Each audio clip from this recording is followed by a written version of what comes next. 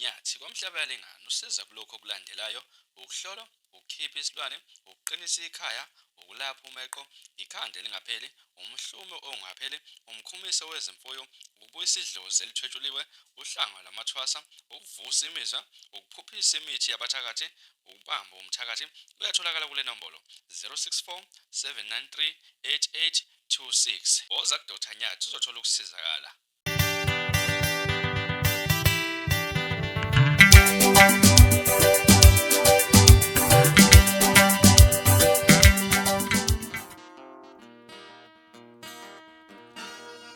Kulodwa kalathi sengikhona sengibhadi kuyona channel yakhe hamba phambili ngezo mina kuveza ngututhu ngakhumalo bathi ilasbona amagumede mhlawumbe mawuthi usemusha lekhaya usaphinde ngicela nje shodo uya subscribe ungakhohlwa ucomment nokulike kanjalo futhi nokushare okukhona okukhulu kunakho konke bafethu. Uyoni yilo yini iGcokama eLisha laphana kune post ke etrenda enkundleni zokuxhumana isithombe esomuntu laphana ongathi ufana neGcokama eLisha singazi noma yilona laphana ekade kubonakala umuntu ofana neGcokama eLisha laphana kade kubonakala engathi eziyawushaya laphana sazi ke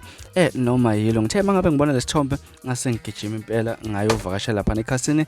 ku Facebook laphana kumthandeni ngibona ukuthi ngabe mhlambe seziqinisekisile indaba zokuthi kade zoshaya laphana intokazi ke enhle isiphalaphala laphana nje ubone isithombeni sakhe impela isithombe siyatrenda enkundleni zokuxhumana bangakuthi uyena impela umthandeni ngithi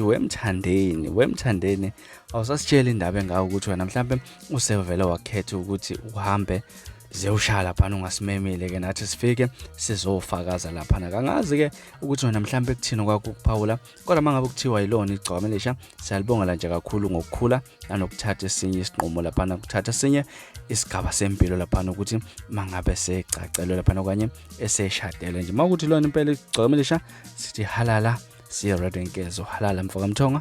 halala duyaza ngathi ukuthi ngizofisa ukuzwa ukuthi wena kuthina kwakho ukuphawula ngalolu daba esivele siphinde futhi sihlane khona comment section sike siqedele khona le ndaba izona ke ezihamba phambili ningakhohlwa ukusubscribe nokulike kanjalo futhi nokushare okukhona okukhulu kunakho konke neziphatha kahle nibe nosuku omnandi ngithanda kakhulu.